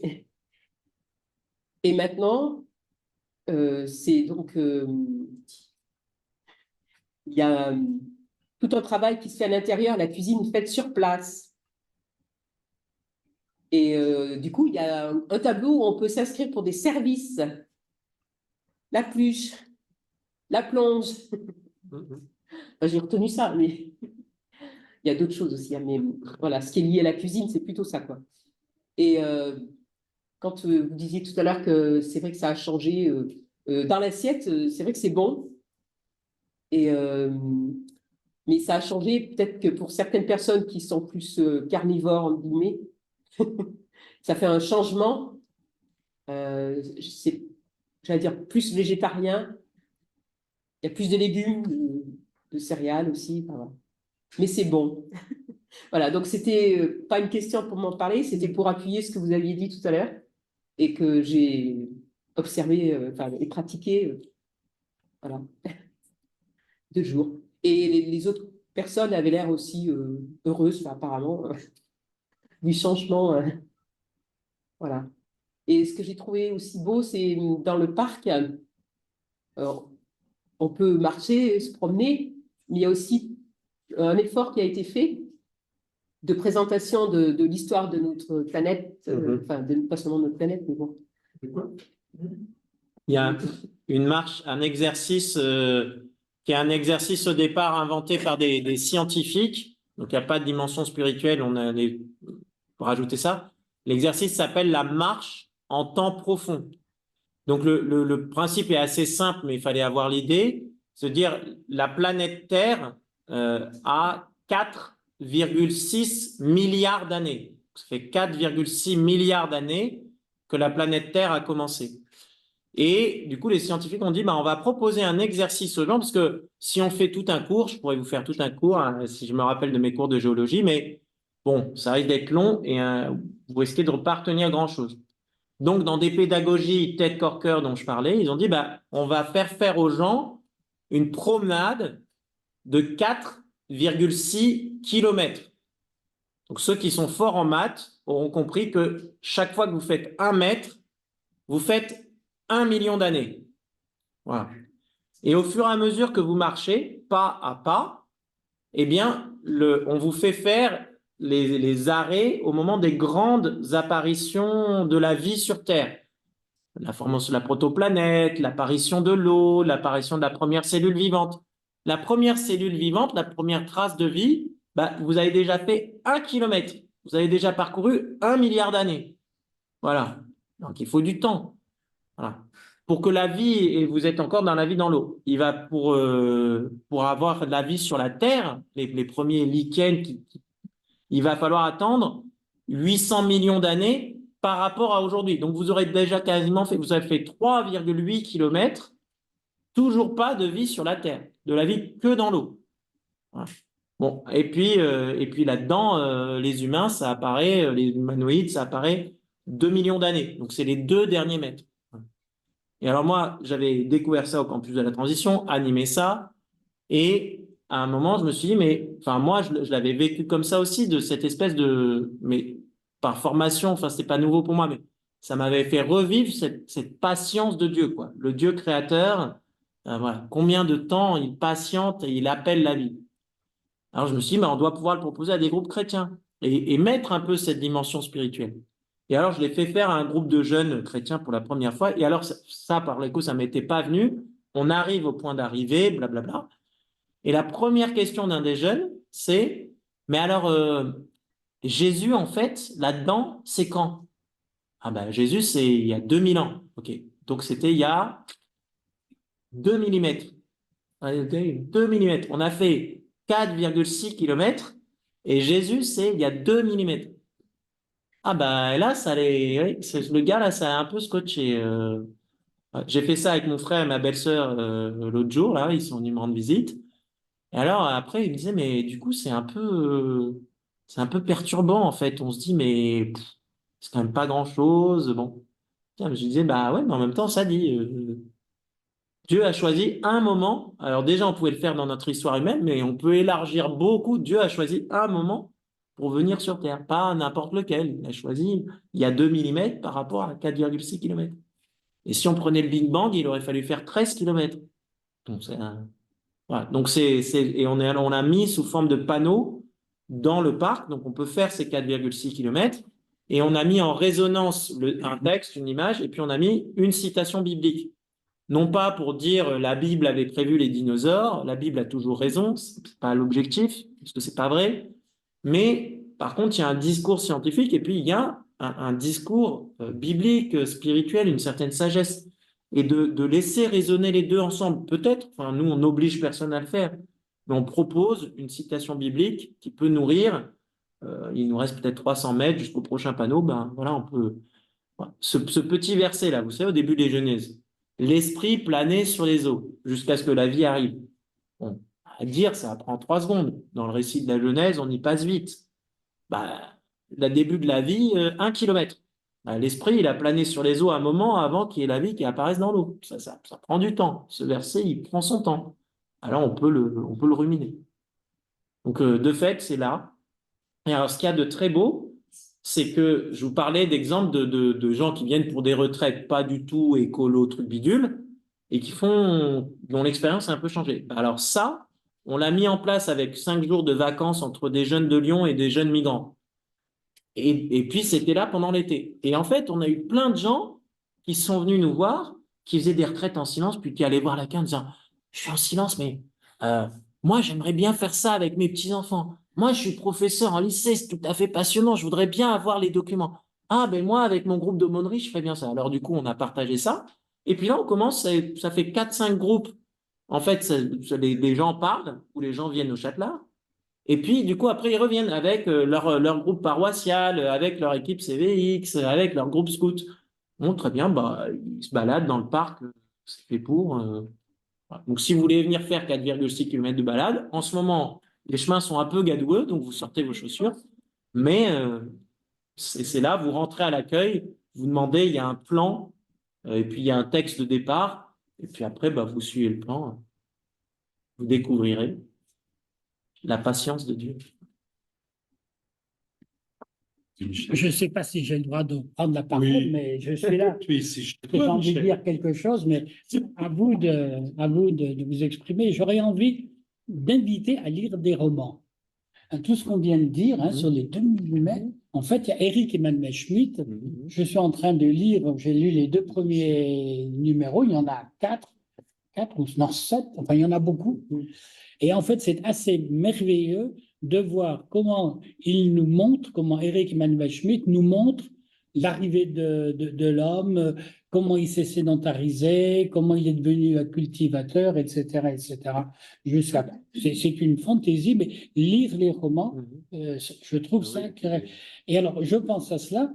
Désolé si je fais de la publicité pour Limonest. Hein. Il y a une maison qu'on appelle Saint-André qui peut-être a besoin de faire des sessions chez vous pour pouvoir faire en sorte que l'on valorise davantage la forêt, la colline, les maisons des sœurs, les maisons des pères et tous les jardins qui existent. Toute une réflexion. Ça me semble important de pouvoir aller encore plus loin. Et je pense à cela parce que je crois que c'est hier, j'ai lu dans le quotidien La Croix tout un discours sur des nouveaux catholiques qui font de l'apologie. Je ne vais pas citer des noms, mais quand j'ai vu, c'est là où on rejoint la décroissance, hein, toute l'importance des médias qui ont beaucoup d'argent, etc. Enfin, il faudrait lire l'article pour verrer les noms que j'accuse, parce que là, j'accuse quand même. Hein, véritablement faire en sorte que l'on se glisse dans les 2 petites minutes ou de 2 millimètres où il y a la présence du Christ, qui est là comme un berger, qui n'est pas là comme un docteur. Alors que cette nouveauté de l'apologie présentée par ce journaliste, moi, ça m'a effrayé. Et là, on est comme dans un autre domaine. Qu'est-ce que vous en pensez de ma réflexion? Ah bah que on a là à la fois une voix où pour entendre l'évangile, l'appel à la conversion ou le vivre et où on a invité d'autres. Enfin, je pense qu'on a un champ apostolique chrétien à la suite du Christ à proposer. Voilà, d'autres dans l'Église proposent sans doute d'autres choses. Et bah alors proposons ce qu'on a à proposer. Voilà. Et par ailleurs, enfin, et Limonest ou d'autres, enfin je veux dire des écolieux chrétiens d'une manière ou d'une autre, il y en a besoin. Dieu soit loué. J'espère que le Châtelard ne sera pas le seul. Je pense qu'il y a de la place et du besoin pour plusieurs. Et puis il y a des choses différentes. C'est-à-dire, il y a un centre spirituel, il y a des lieux de collaboration, enfin, je sais pas quoi, d'accueil, de travail de la terre. Voilà, on a plein de choses à inventer. Il y a juste, entre guillemets, mais c'est déjà beaucoup, des écolieux chrétiens, des lieux de vie partagée. Moi, je reçois beaucoup de chrétiens qui viennent parce que Châtelard ou parce que j'étais au campus de la transition avant, et en fait qui cherchent, qui disent, mais moi, comme chrétien aujourd'hui, j'ai pas envie de vivre seul dans un appart, dans un immeuble où je vais être le seul chrétien. J'aimerais bien vivre dans un lieu de vie partagé, dans un écolieu, mais dans un écolieu chrétien où la foi chrétienne soit un truc où on va prier ensemble. Alors là-dedans, il y a beaucoup de tri à faire parce qu'il y a parfois des grands fantasmes, mais on a sans doute des choses à inventer. Et nos congrégations ont des lieux que parfois elles ont du mal à tenir, et ce serait bien de passer à autre chose. Des questions? Questions? Je sais pas comment on le dit. Allumez votre micro. Ouvrez votre micro.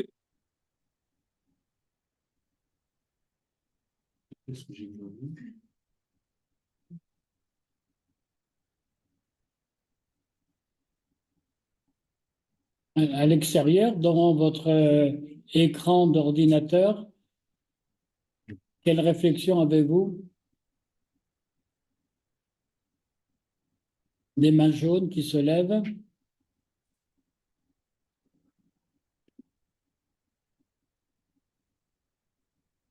Il y a la dimension écologique et il y a aussi la dimension sociale, comme vous l'avez évoqué. Et du coup, en termes de partenariat, j'imagine que vous avez commencé à nouer des partenariats avec des, des communautés, des lieux, enfin je ne sais comment dire, qui ont cette fibre plus spécifiquement. Est-ce que vous pouvez en parler un peu plus? Oui. Il y en a deux principaux à date. Il y a un travail qui se fait avec le service jésuite aux réfugiés et avec le service jésuite aux réfugiés, la maison Sésame qui s'occupe de migrants là, du Secours catholique. Ça a commencé, je vous disais, les 5 jours de vacances chantier l'été dernier avec des jeunes du réseau Magis, du réseau de l'apostolat des jeunes avec les jésuites, et puis des jeunes de JRS. Oui, merci. Et là-dedans, il y avait une personne qui était venue via la maison Sésame parce que... Et comme on avait... ça s'est très bien passé. C'était un moment très heureux. Et il se trouve que dès l'année dernière, on avait mis en place une journée, un samedi de chantier par mois pour des jeunes. Et donc, du coup, à la fin, ils se sont dit, bah, on fait quoi? On aimerait continuer. On nous a dit, bah, en fait, vous pouvez venir. On va faire une journée de chantier par mois, un samedi. Venez. Et donc, du coup, ils viennent. Et puis, il y a un certain nombre de personnes migrantes, en particulier, qui sont vraiment venues fidèlement tous les mois et qui disaient, mais moi, en fait, ça me fait du bien de sortir de la ville, d'être au vert, de voir des gens. Et donc, comme on avait par ailleurs des gens qui n'ont pas entre 18 et 35 ans qui disaient, mais moi, en fait, j'aimerais bien venir faire des journées de chantier, et bon, quand ça tienne, on va ouvrir un deuxième samedi de chantier. Donc, ça s'est continué comme ça. Puis, ça a donné une fête de Nouvel An, encore avec Maison Sésame, JRS, des jeunes de Malice, des jeunes de Lyon.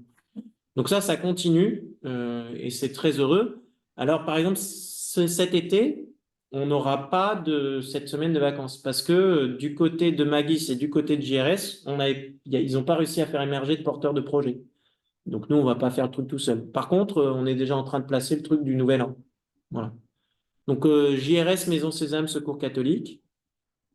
Et puis le deuxième, c'est un couple, alors je donne le nom parce que peut-être certains d'entre vous les connaissent, Jacqueline et Vincent Plazy, qui sont très proches de la Mission de France, ATD Carmonde, qui viennent de prendre leur retraite, qui sont venus nous voir l'an dernier en nous disant, nous, on a eu un projet dans un truc d'habitat partagé, mais ça n'a pas marché. Notre projet, c'était que dans l'habitat partagé, on allait accueillir un peu gratuitement des gens du Carmonde ou des gens handicapés, ils ont un fils aveugle, ou des aidants de personnes en situation de fragilité parce qu'on sait combien ça peut être lourd, et un lieu à la campagne où se poser, voilà. Et le projet, petit à petit, là, en tout cas, on s'est donné 6 mois de test, une semaine par mois, ils accueillent, pas très nombreux, mais ils accueillent 5 personnes en situation de fragilité diverses et variées, ou des aidants, dans un bâtiment qu'on appelle la ferme. Voilà. Et donc ça, on vient de faire la relecture là, des 2-3 premiers accueils. C'est vraiment heureux, donc on aimerait continuer. Alors après, eux ont des petits soucis de calendrier et nous, on va faire on doit faire de la construction sur la ferme. Donc l'an prochain, on va peut-être avoir que 2 accueils et puis refaire un peu une année blanche. Voilà. Et puis alors après, nous, un truc qui nous pose question, c'est la question de retraite spirituelle et de la vie spirituelle de personnes en situation de fragilité. Alors là, on a fait la tournée des popotes, le réseau Saint-Laurent et tout l'an dernier, là, dans ces 300 rencontres. Puis on est allé voir Notre-Dame des Sans-Abris, on est allé voir qui d'autre, le Sapel. Et on me dit, voilà, nous, alors la première tournée des popotes, dans les 3-4 premiers mois, on a été accueillis à bras ouverts. Ah ouais, c'est génial, mais il faudrait faire quelque chose. Mais oui, l'écologie intégrale, la clameur de la terre, la clameur des pauvres. Et puis, une fois qu'on sentait que le projet allait déboucher, on est retourné parti faire la tournée des popotes. Et en fait, en disant, alors on invente quelque chose. Et là, pour l'instant, la majorité de l'expérience, c'est oui, mais peut-être, mais pour l'instant, on n'a pas le temps. Bon, alors moi, ça peut prendre, ça prendra peut-être 2 ans, 3 ans, 4 ans, donc je ne dis pas que ça n'arrivera pas, mais en fait, pour l'instant, on n'a pas trouvé les partenaires, sauf une jeune qui fait des études aux facultés Loyola à Paris, qui travaille avec le réseau Saint-Laurent, avec, je sais pas, vous voyez, Étienne Grieux, Frédéric-Marie Leméoté, donc toute cette école de théologie qui s'est développée à l'écoute de la parole des plus pauvres. Et alors, elle cherchait un lieu, elle avait fait ça au centre spirituel de Morez, là, à côté de Paris, et elle cherchait un lieu un peu plus grand. Et donc, on va avoir, je crois que c'est 3 ou 4 jours de retraite spirituelle pour des personnes plutôt issues du quart-monde. Voilà.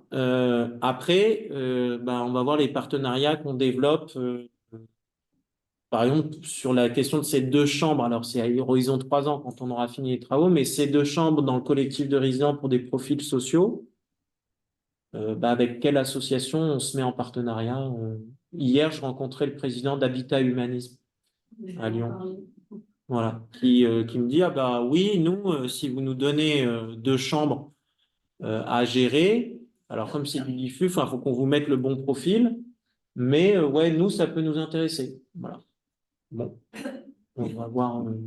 Mais si vous avez des idées de ce partenariat de ce côté-là. Je pensais à Lazare, peut-être. Ouais, alors on est allé voir Lazare, on est allé voir Simon de Sirène. Lazare, ils nous ont dit, en fait, nous, on a assez de colloques, là, on n'en devrait pas. Et Simon de Sirène, même chose. Alors, ce qu'on va avoir, par exemple, c'est un peu différent, mais je crois qu'on a 5 jours, 60 personnes. Est-ce que c'est le Secours catholique de la grande région du Sud-Est ou est-ce que c'est au niveau national? Donc là, c'est plutôt des employés, mais qui viennent pour se poser. Parce que, là, je descends un cran en profondeur, mais bon, clameur de la terre, clameur des pauvres, une seule même et même crise écologique et sociale. Voilà, c'est les plus pauvres qui ont le moins causé les dégâts et qui en trinquent le pot des premiers. Tout le monde est convaincu de ça. Maintenant, en pratique, sur le terrain, cette alliance écologie et sociale, en fait, c'est pas si facile. Parce que, alors le grand discours côté écolo que je connais un peu mieux, c'est, mais oui, bien sûr, les personnes pauvres, elles vivent sobrement. Donc, on a un tas de choses à apprendre d'elles. C'est vrai. Mais en même temps, quand on va faire toc toc toc auprès de personnes pauvres en disant apprenez-nous à vivre pauvrement, en fait, ça les passionne pas. En fait, il y en a beaucoup, ils vivent pauvrement parce que c'est une pauvreté imposée, c'est pas une sobriété choisie. Et donc, si on vient leur dire on aimerait apprendre de vous, nous qui sommes plus riches, ça se passe pas forcément très bien. Et de l'autre côté, cette idée côté social que de fait les personnes voilà, qui ont été un peu en galère ont un plus grand souci de la planète et du bien commun, ne se vérifie pas toujours. Alors, ils ont une moindre capacité d'impact, donc de fait, l'impact est un peu réduit, mais voilà, il y a ATD Carmonde a sorti un petit livre avec leur savoir-faire de collecte de paroles de personnes pauvres. Ils sont sortis sur ce thème-là, ça s'appelle Guérir ensemble un monde cassé ou quelque chose comme ça. En fait, c'est un livre honnête comme ATD Carmonde sait faire. Et là-dedans, vous trouvez du quart-monde un reflet un peu de la société française, c'est-à-dire des personnes du quart-monde qui parlent, dont on entend la parole et qui sont préoccupées, qui ont envie de s'engager, et puis d'autres qui disent « Oh merde, et puis quoi? Et puis on va encore nous imposer des trucs, et moi je veux pas lâcher ceci. » Donc c'est vraiment très intéressant de voir que et côté écolo et côté social, tout le monde est convaincu dans le fond et il y a des bonnes raisons. La mise en œuvre est plus lente. Merci.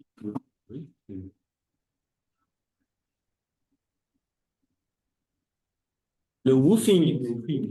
Alors, de fait, on connaît le woofing, on s'est pas encore mis sur ce réseau ou des réseaux LPX. Donc, le woofing, c'est un réseau de fermes bio dans le monde entier.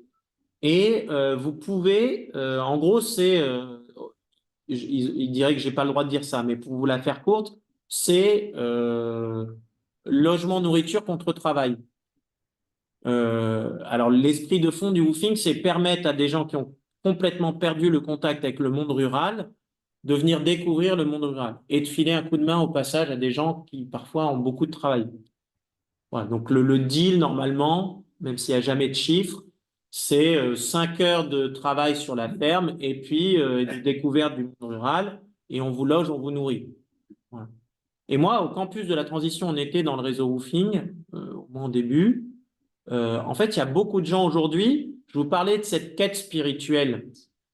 Eh bien, quelque part, le woofing devient une certaine forme de pèlerinage. Là encore, je donne un peu dans la caricature, mais c'est du vécu. Je fais de l'ingénierie dans une tour à la Défense. La question, je découvre la crise écologique et sociale, ça me pose des questions, je me mets en quête de ça, je me dis qu'il faut changer un peu.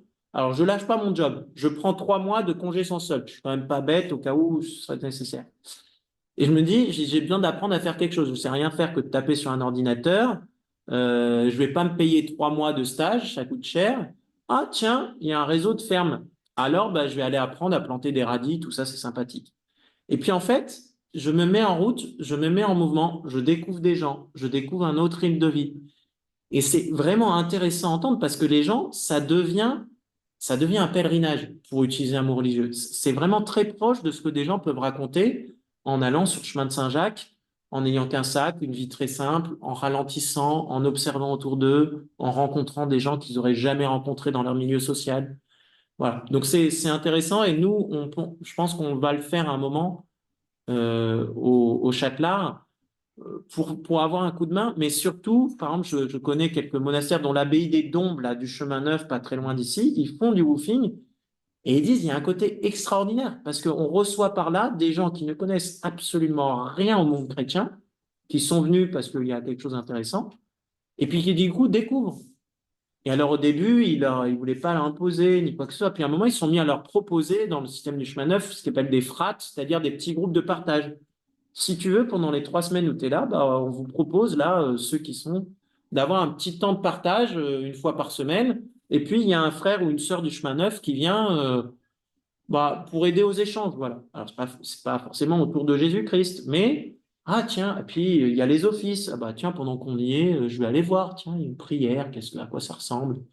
Et donc, je trouve que là, il y a une manière de respirer à mon avis, pour le Châtelard, et puis une part d'évangélisation, de partage de ce qui nous tient à cœur, quoi.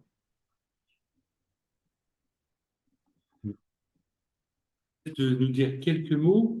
Oui, ça, c'était la commande, le bouquin, une commande des éditions d'Emmanuel qui nous disait, et qui est venue nous chercher avec Cécile Renard, la religieuse dont je parlais, en disant ce qu'on sent quand même, c'est que les gens sont vite désespérés ou alors ne veulent pas s'intéresser à ces questions parce que, et là, eux, ils parlaient du public qu'ils connaissent, qui est le monde catholique, plutôt le monde catholique pratiquant, parce que sentant que quand même, si les nouvelles sont pas bonnes, du coup, je préfère pas voir, quoi. Puis on se dit, est-ce que vous pourriez, à partir de votre expérience, nous rédiger quelque chose autour de l'espérance? Donc, on a mis un peu de temps à le faire, mais eux nous disaient, nous, on fait les éditions d'Emmanuel, on fait des bouquins de témoignages. Donc, faites-nous du témoignage et court. Alors là, moi, j'avais expliqué, c'est moi qui faisais l'interaction. Vous savez, Cécile Renard, elle est prof en université. Donc, elle m'avait dit, moi, un truc en jeu pour parler de moi, ça ne m'intéresse pas. Et écrire court, ça va être difficile. Donc, ça a fini avec un truc où le mec des éditions d'Emmanuel nous a regardé avec des grands yeux quand on a suggéré ça, mais un bouquin qui marche en 2 parties. Une première qui prend la question de l'espérance et qui prend en revisitant cette question, ben voilà, comme chrétien, on a été baptisé prêtre, prophète et roi à la suite du Christ. Et au fur et à mesure qu'on travaille cette question de l'espérance, on disait, mais en fait, ces 3 figures qui peuvent être des manières de se dire, ben, cette espérance, voilà, comme prêtre aujourd'hui, baptisé, comment je suis amené à offrir le monde à Dieu, voilà. Et puis à rentrer dans une attitude de contemplation. Et ça, il y a la traduction, voilà, le prêtre, on dirait en langage catholique, pour un langage, et le bouquin, on savait qu'il y aurait des gens du campus et de cette sphère-là pas chrétienne, c'est le méditant, voilà, celui qui sait s'arrêter, contempler. Puis après, le prophète, bon, ben, c'est celui qui ose dénoncer, mais pas dénoncer pour taper sur, mais pour annoncer un avenir où on pourrait avoir plus de vie, voilà. Qui sait dénoncer les idolâtries, mais pas juste pour taper sur l'idole, en fait, pour repointer la source de vie qu'est Dieu. Et puis, le roi, c'est qu'à un moment, pour construire une expérience, il faut bien scoltiner la gestion de la cité, quoi. Puis, la question de discuter ensemble, de prendre soin de nos démocraties. Voilà, donc quelque part, en langage laïque, ce serait le leader. Le prophète, ce serait le militant. Voilà, le prêtre, c'est le méditant. Et du coup, de creuser cette question de l'espérance à travers ces trois figures. Donc ça, c'est un peu plus conceptuel. Mais ça permet aussi de se dire qu'on n'est pas tous appelés à tout faire. Alors, on est tous appelés à être prêtres, prophètes et rois, mais parfois, dépendant de nos caractères, puis dans une vie, il peut y avoir un accent plus d'un côté, puis un accent plus de l'autre plus tard. Et puis après, la deuxième partie du livre, parce que les éditions d'Emmanuel me disaient « Ah non, mais nous, ça va être trop conceptuel. » mais en fait, nous, en tout cas, Cécile et Xavier, là, il y a un côté très personnel. On se nourrit de ressources, en fait, qui nous donnent de l'espérance. Et donc, du coup, la deuxième partie du bouquin, c'est des propositions de textes, de tableaux, de films, de poèmes, de passages de la Bible qui nous ont nourris. Alors, je ne sais plus combien il y en a. Il y a 3 figures et il doit y avoir une vingtaine de ressources. Voilà, qui sont proposées, j'ai envie de dire, à la méditation de ceux et celles qui lisent. Nous, on fait un petit commentaire pour dire, là, pour le coup, en jeu, pourquoi ça me touche. On retrouve, par exemple, tous les pèlerins d'Emmaüs d'Arcabas, mais aussi un film par une militante écolo, Camille Etienne, qui a fait un petit film dansant sur la question intergénérationnelle. Parce que souvent, dans les familles, c'est des lieux de tension entre générations, cette question. Et elle le prend, elle qui est militante, on voit, le film commence, ça dure un quart d'heure, le film commence par un clash avec sa maman, et en fait, par un engagement commun qu'elle va trouver avec sa grand-mère. Et puis, au début, il n'y a que des danseurs jeunes, et puis après, s'ajoutent des danseurs de tous les âges. Enfin, et moi, quand j'ai vu ce truc, je me suis dit, mais c'est ça, enfin, plutôt que de rajouter une division aux divisions entre les générations sur cette question, là, il y a une vie qui est proposée. Bon, voilà. Donc, du coup, c'est ça qu'on a essayé de faire dans le bouquin, une partie plus théorique et une partie plus militante, et puis méditante, et puis de nommer les ressources dans la partie théorique. Donc, ça permet de faire une pause, d'aller voir autre chose, de revenir. Voilà. Merci. La vidéo est visible. Ah oui, ça s'appelle, vous allez sur YouTube et vous tapez Génération au pluriel. La militante s'appelle Camille Etienne. Tapez Génération Camille Etienne et vous trouverez le petit film. Merci. Merci beaucoup. Merci de l'invitation. Voilà.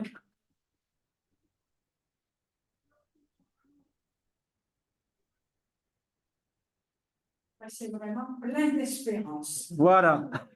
Merci. Si ça sert à ça.